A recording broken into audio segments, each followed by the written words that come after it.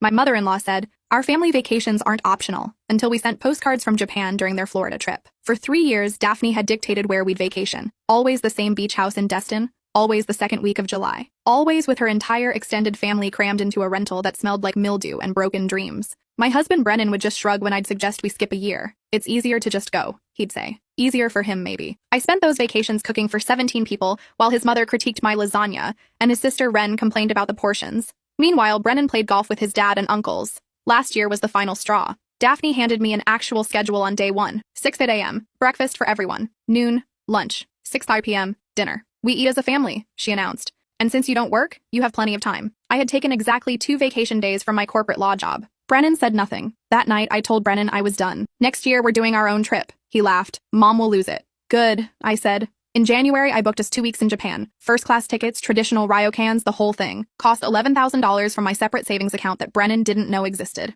When Daphne sent the group text in March about July's trip, I replied simply, "We won't be able to make it this year." My phone exploded. Daphne called 6 times. Ren sent paragraphs about family loyalty. Brennan's dad texted that I was being selfish. Brennan stood in our kitchen looking panicked. "Can't we just go for a few days?" He begged. "No," I said. "I already have plans." "What plans?" I showed him the confirmation emails. His face went pale. "You booked this without asking me?" "You've been going to Florida without asking me for years," I replied. He tried everything. Guilt about abandoning family, concern about the cost, even suggested we could do Japan another time. I didn't budge. The second week of July arrived. We landed in Tokyo while his family drove to Florida. I'd never seen Brennan so nervous. That first day, we visited temples, ate incredible sushi, soaked in an onsen. I watched him slowly relax, like he'd been holding his breath for years. On day 3, we bought postcards. Beautiful ones with Mount Fuji and cherry blossom. I wrote, "Weather is beautiful, food is amazing. Wish you were here." Signed it and mailed it to the beach house. Brennan looked at me like I'd committed murder, but then he started laughing, really laughing. "They're going to kill us," he said. "Probably," I agreed. We spent 2 weeks eating, exploring, and actually talking to each other. When we got home, there were 47 missed calls. Daphne had left a voicemail so venomous I saved it. Ren had posted vague booking about ungrateful people on Facebook. But here's what broke me. During the family trip, Daphne had apparently spent the entire time complaining about us. She'd shown everyone the postcard and cried about her son abandoning her. She'd called me manipulative, controlling, and a dozen other things. And Brennan's entire family had agreed with her, including his dad and both siblings. Nobody had defended us once. When we didn't respond to the calls, Daphne escalated. She started showing up at our house unannounced. She'd let herself in with the key Brennan had given her years ago and rearrange our kitchen. One morning, I came downstairs to find her scrubbing our bathroom, muttering about how I clearly couldn't keep a proper home. I changed the locks that afternoon. That's when things got interesting. Daphne called Brennan sobbing, claiming I'd locked her out of her son's life. What I found in our bedroom 3 days later made me realize she'd been doing much more than cleaning. I'd come home early from work with a migraine. Our bedroom door was slightly ajar, which was odd because I always closed it. When I pushed it open, I found a small camera tucked behind our alarm clock, not hidden particularly well, almost like she wanted me to find it. My hands shook as I pulled it out. It was still recording. The memory card showed 11 days of footage, 11 days of our private bedroom. I sat on the edge of the bed feeling sick. How long had this been here? I checked every room, found 2 more cameras, one in the guest bathroom, hidden inside a decorative soap dispenser, another in the living room, tucked into a houseplant she'd brought us as a gift 3 months ago. 3 months of footage. I didn't watch any of it. I called a security company immediately. The technician found 2 additional cameras I'd missed. One in the kitchen vent, one in the home office disguised as a USB charger. 5 cameras total. The technician whistled low. "This is professional-grade surveillance equipment. Not cheap. Whoever installed these knew what they were doing." I knew exactly who had installed them. I saved all the memory cards and documented everything with photos. Then I called a lawyer. Not just any lawyer. Teresa Chen, the most vicious family law attorney in the state. She'd made partners cry during depositions. When I explained the situation, she was silent for a long moment. "Tell me you haven't confronted her yet." "I haven't told anyone except you." "Good, don't. We're going to need police involved, but let's be strategic about this." That night, Brennan came home to find me sitting in the dark living room. "Why are all the lights off?" he asked. I turned on the lamp and showed him the cameras arranged on the coffee table.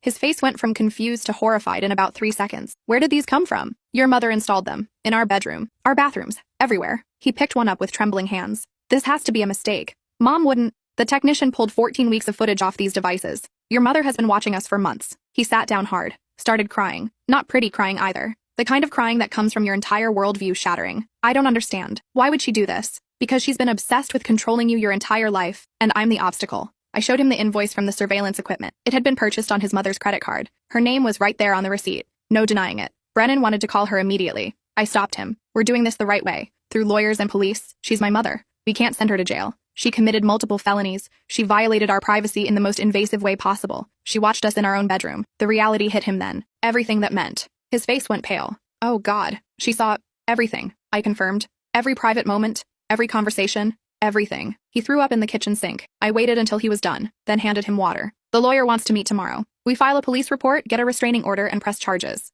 Can't we just talk to her? Make her understand this was wrong? Brennan, she installed 5 hidden cameras in our house. She spent thousands of dollars to spy on us. She knew exactly what she was doing, but he couldn't accept it. Spent the whole night pacing, calling his mother repeatedly. She didn't answer. Around 2 a.m., his phone finally rang. I could hear her voice from across the room, shrill and panicked. Brennan, honey, I don't know what she told you, but he put her on speaker. Mom, did you put cameras in our house? I was worried about you. She's changed you so much. I just wanted to make sure you were okay. You spied on us for 3 months. In our bedroom. Silence. Then, a mother has a right to know what's happening with her son? No, he said quietly. No, you really don't. He hung up. It was the first time I'd ever seen him stand up to her. The next morning, we met with Teresa Chen. She reviewed everything with the efficiency of a surgeon. This is clear-cut. Illegal surveillance, invasion of privacy, possibly stalking depending on her other behaviors. We'll get a restraining order easily. Criminal charges are up to you. Will she go to jail? Brennan asked. Probably not for a first offense, but she'll have a criminal record, pay significant fines, and she'll be legally required to stay away from both of you. We filed everything that afternoon. Police report, restraining order petition, criminal complaint. The detective who took our statement looked impressed in a disturbing way. In 15 years, I've seen a lot of surveillance cases. This is thorough, almost obsessive. That's his mother, I said. The detective's expression shifted to something like pity. The restraining order hearing was set for 5 days later. In that time, Brennan's phone never stopped ringing. His father called him a traitor. Ren sent a 4,000-word text about how I'd poisoned Brennan's mind against his family. Cousins, aunts, uncles, everyone had an opinion. All of them defended Daphne. She was just concerned. You're overreacting. Family doesn't do this to family. Not one person asked what Daphne had actually done. Brennan stopped answering after the first day. Just let the calls go to voicemail. But I could see each message breaking him a little more. On day 3, his father showed up at his office. Made a scene in the lobby yelling about ungrateful sons and manipulative wives. Security had to escort him out. Brennan's boss called him in after. Take the rest of the week off. Get this sorted. He came home early, looking destroyed. My dad tried to get me fired. He called my boss and said I was having a mental breakdown. Did your boss believe him? No, but he suggested I take some time. Let things calm down. Things weren't calming down. They were escalating. That night, Ren showed up at our house. Started pounding on the door at 11 p.m. I know you're in there. Open this door. I called the police. Told them someone was trying to break into our house. Ren was still screaming when the officers arrived. That's my brother's house. I have a right to see him. The officers were not sympathetic. Ma'am, you need to leave the property. Not until I talk to Brennan. His wife has brainwashed him. She's destroying our family. One officer looked at me. Do you know this woman? My sister-in-law. We've asked her to leave multiple times. That's when Ren lost it completely. Started screaming about how I'd stolen Brennan, isolated him from his family, turned him against his mother. The officers gave her a choice. Leave voluntarily or get arrested for trespassing and disturbing the peace. She left, but not before shouting, "This isn't over. You're going to regret this." The restraining order hearing was worse than I expected. Daphne showed up with her own lawyer. Expensive suit, slicked back hair, the kind of attorney who charged $800 an hour. She'd also brought character witnesses. The priest from their church, her sister, 3 of Brennan's cousins, all prepared to testify that Daphne was a devoted mother who would never do anything wrong. Teresa Chen just smiled. Your Honor, the evidence speaks for itself. She presented the cameras,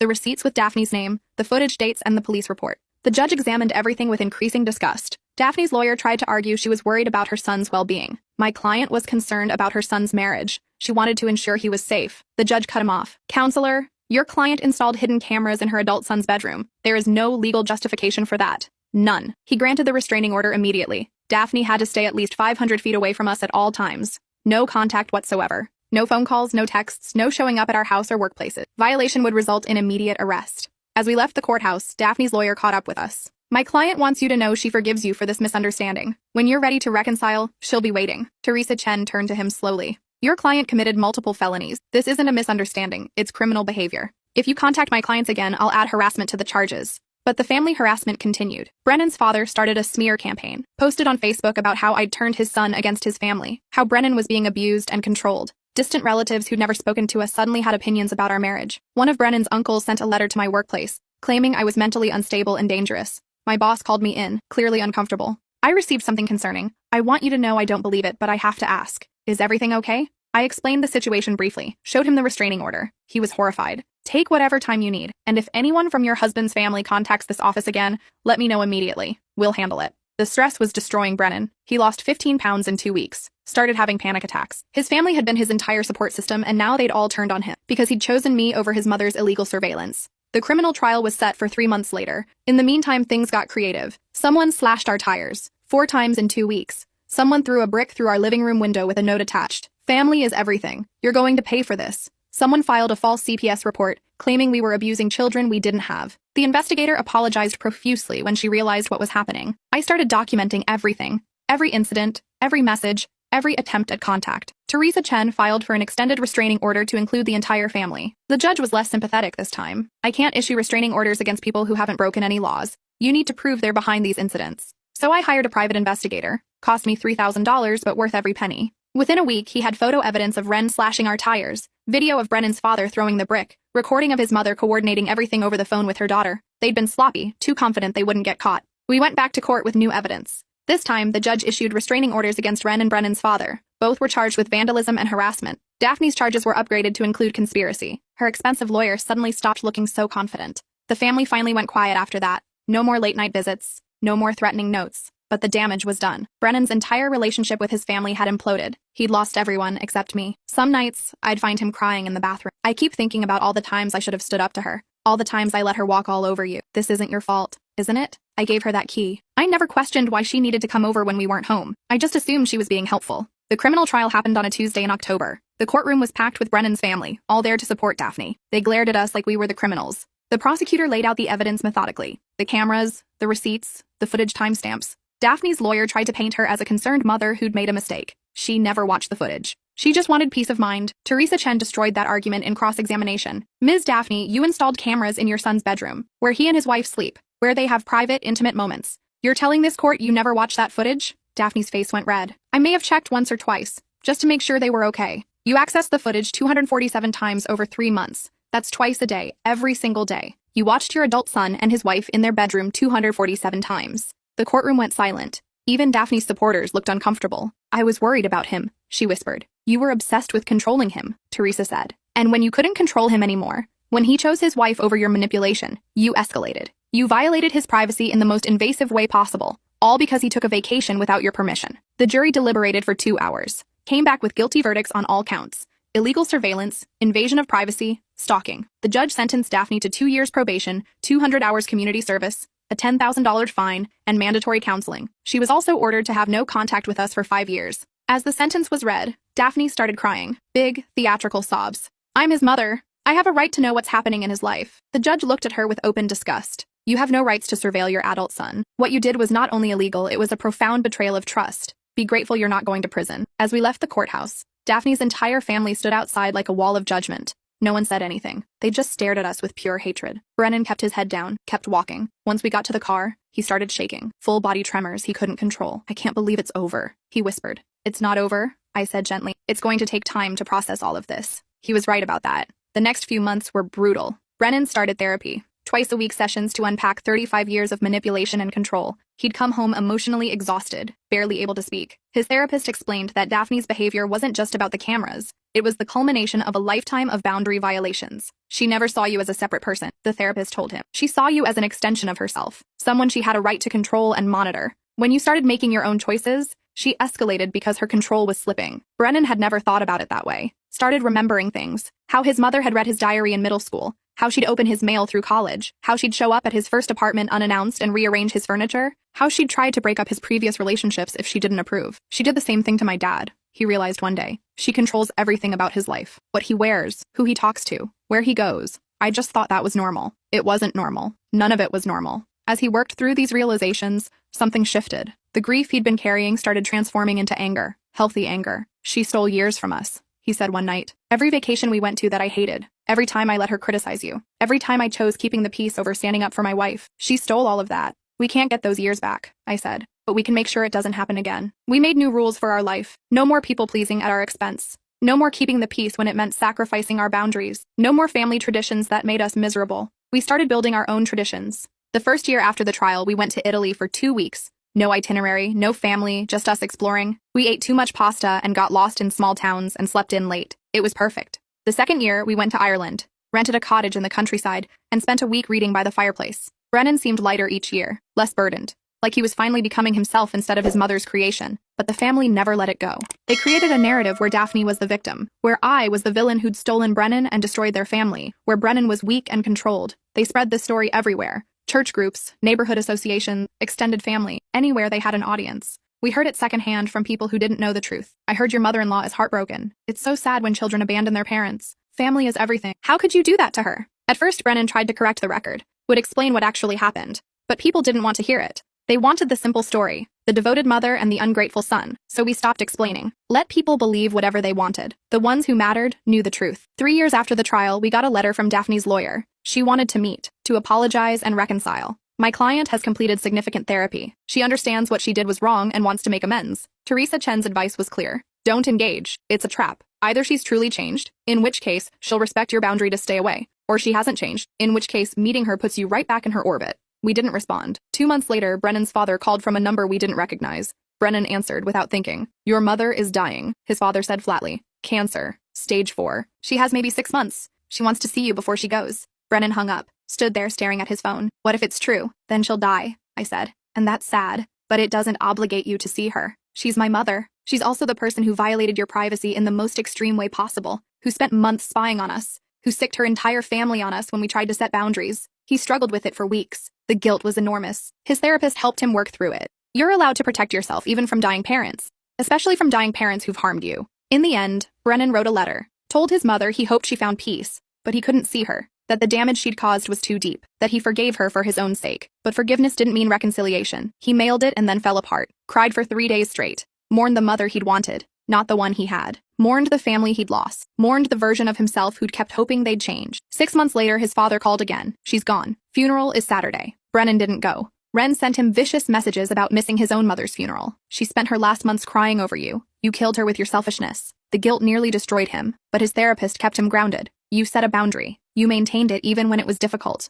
That's not selfish. That's self-preservation. A year after Daphne's death, something unexpected happened. Brennan's younger cousin, Owen, reached out. He was 23, recently graduated from college. I need to talk to you about Grandma Daphne, about what really happened. We met him at a coffee shop, both wary. Owen looked nervous. I've been in therapy for 6 months, working through some stuff, and I realized something. The way the family talks about what Grandma did to you, it's not normal. It's really not normal. He explained how he'd been researching surveillance laws, trying to understand why we'd been so upset. She installed cameras in your bedroom. She watched you for months. That's not love. That's control. Thank you for understanding that, Brennan said quietly. Owen nodded. I'm trying to figure out if what happened to me was normal too. I'm starting to think it wasn't. Over the next hour, Owen shared his story. How Daphne had controlled every aspect of his childhood. How she'd opened his college acceptance letters before his parents could. How she'd tried to dictate his major, his career, even his girlfriend choices. How when he'd pushed back, she'd turned the family against him. I thought I was crazy, Owen said. Everyone kept telling me I was too sensitive, that Grandma just cared a lot. But after she died, I found her journals. She'd written pages about all of us, about how to control us, how to keep us dependent. It was disturbing. He showed us photos of the journal entries, detailed plans for manipulating family members, lists of each person's weaknesses and how to exploit them, strategies for isolating anyone who resisted her control. My name appeared 47 times. Every entry about me included ways to break me or remove me from Brennan's life. The cameras had been just one strategy. There were others she'd planned but never executed. I made copies before Dad burned the journals, Owen said. I thought you should know, should see that you weren't crazy. She was actually doing all of this deliberately. Brennan read through the entries with tears streaming down his face. She planned everything, every guilt trip, every manipulation, every family gathering designed to make us miserable. I'm so sorry, Owen said. The whole family should have believed you. We should have protected you instead of attacking you. We stayed in touch with Owen after that. He started setting boundaries with his own parents, got himself into therapy, started building a life separate from the family's control. 2 years later, he got engaged to his boyfriend. The family threatened to disown him if he went through with it. He got married anyway, invited us to the wedding. It was the first time we'd seen any of Brennan's family in 5 years. The ceremony was small, beautiful, exactly what Owen wanted. During the reception, Ren showed up uninvited. Started making a scene about Owen destroying the family, about how first Brennan abandoned them, now Owen, about how their grandmother was probably rolling in her grave. Owen called security, had her removed, told her calmly, "You're not welcome here. You've never been welcome anywhere I am." After she left, Owen gave a toast. I want to thank everyone here for supporting me, especially my cousin Brennan and his wife. They showed me it's possible to break free from toxic family patterns. They showed me that leaving can be an act of self-love. The remaining family members who'd attended looked uncomfortable. Some left early, but the people who stayed, the ones who genuinely loved Owen, celebrated long into the night. Driving home that evening, Brennan said, I think I'm finally okay. Yeah. For years, I kept waiting to regret it, to wish I'd made different choices. But I don't. Breaking free from my mother was the best decision I ever made. He reached over and took my hand. Thank you for not letting me go back to Florida. 5 years after the trial, we had our first child, a daughter. We named her Elena, after my grandmother. When people asked if we'd told Brennan's family, we just smiled and said no. Some people pushed back. They're her grandparents. They have a right to know. Actually, they don't, Brennan would say calmly. We're not in contact with them, and we won't be. The questions eventually stopped. We built our own life, our own family, our own traditions. We vacation wherever we want. We host holidays with friends who've become chosen family. We make decisions together without outside interference. Sometimes Brennan gets sad, mourns what could have been if he'd had different parents, but he never regrets his choice to leave. Last month, we got a letter from his father, a long, rambling thing about regret and wanting to meet his granddaughter, about how Daphne's death had made him realize what was important, about how he'd been wrong to support her behavior. Brennan read it once, then put it in the shredder. Do you want to respond? I asked. No. He had years to make things right. He chose her over me every single time. I'm done giving second chances to people who never changed. We were cleaning out the garage last weekend when Brennan found the old photo albums his mother had given him years ago. Hundreds of pictures of family vacations, holidays, celebrations. He flipped through them slowly. You know what's weird? I'm in every photo, but I don't remember being happy in any of them. He closed the album. Should we keep these for Elena? So she knows where she came from? She comes from us, I said. That's all she needs to know. We recycled the albums, started a new one filled with our adventures. Elena's first trip to the beach. Our week in Portugal. Lazy Sunday mornings. Real smiles. Real joy. Last week, we got the postcards from Japan framed. The ones we'd sent to that beach house 5 years ago. Hung them in our living room as a reminder. Sometimes the most rebellious thing you can do is choose yourself. Choose your peace. Choose your happiness over other people's expectations. Brennan stands in front of those frames sometimes. Studies them like they're fine art. Do you ever wonder how different our lives would be if we'd just gone to Florida that year? Every day, I admit. And I'm grateful we didn't. Me too. Our daughter will grow up knowing her worth isn't determined by family expectations. She'll know that boundaries are healthy. That saying no is a complete sentence. That some relationships, even family ones, aren't worth maintaining. She'll know these things because we lived them. Because we chose each other over tradition, over obligation, over guilt. People still ask sometimes why we're estranged from Brennan's family. We've stopped explaining. The people who understand don't need an explanation. The people who don't understand never will. We're just living our lives now, free from surveillance, free from manipulation, free from the weight of people who saw us as possessions rather than people. Sometimes I think about that beach house in Destin, wonder if they still go every July, wonder if they talk about us, wonder if they've learned anything. Then I remember it doesn't matter. They're part of our past, not our present, not our future. We're building something better, something healthier, something true, and we're doing it on our own terms. No family vacations we don't choose, no obligations we don't want, no cameras hidden in our home, just us, our daughter, and the life we've deliberately created. The life that started when we sent those postcards from Japan and refused to apologize for choosing ourselves. That's the thing they never understood. It was never about the vacation, it was about autonomy, about being seen as adults capable of making our own decisions, about respect. When they couldn't give us that, when they responded to boundaries with surveillance and harassment, they lost the privilege of being in our lives. And we're okay with that. Better than okay. We're thriving in a way we never could under Daphne's control. Yesterday, Brennan came home with tickets to Thailand. Thought we could go next summer, make some new memories. I smiled. Remembered the panic in his eyes that first trip to Japan, how far we'd come. Sounds perfect, and it will be, because it's our choice, our adventure, our life. That's what freedom looks like. Not perfect, not without complications, but ours, completely ours.